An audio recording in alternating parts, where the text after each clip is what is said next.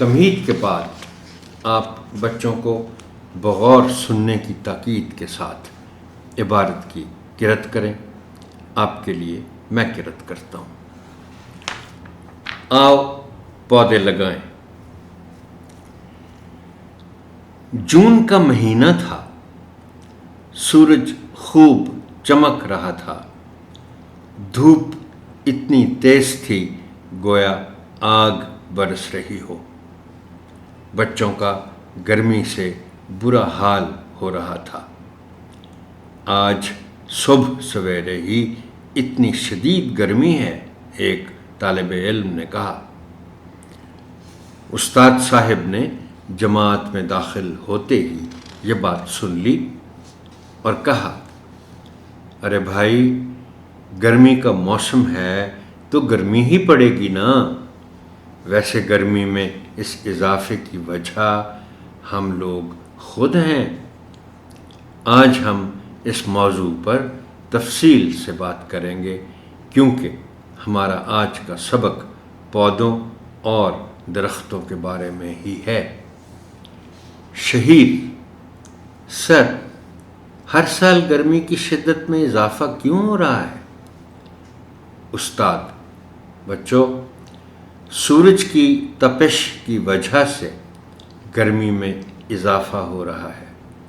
اس وجہ سے پہاڑوں پر برف بھی تیزی سے پگھلتی ہے۔ بدقسمتی سے پچھلے کچھ سالوں سے درختوں کو بغیر سوچے سمجھے کاٹا جا رہا ہے۔ اس وجہ سے گرمی میں اضافہ ہو گیا ہے۔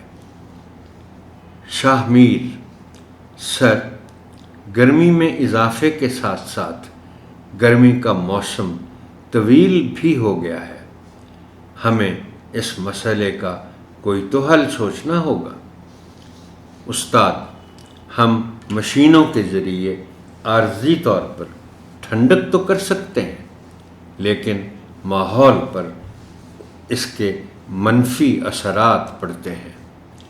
ان مشینوں کے چلنے سے حرارت پیدا ہوتی ہے، جس سے گرمی میں مزید اضافہ ہو جاتا ہے۔ گرمی سے بچنے اور ماحول کو صاف رکھنے کے لیے ہمیں پودے لگانے ہوں گے۔ گرمی کم کرنے کے لیے سائے اور ٹھنڈک کا قدرتی ذریعہ درخت ہے۔ پودے اور درخت قدرتی ایئر کنڈیشنر ہیں۔ یہ ہمارے ماحول کو صاف اور ٹھنڈا رکھتے ہیں۔ درختوں کے پتے سورج کی حرارت کو جذب کر کے ہمیں سایہ دیتے ہیں۔ آئیے آج عہد کریں کہ ہم میں سے ہر کوئی اپنے حصے کا پودا لگائے گا۔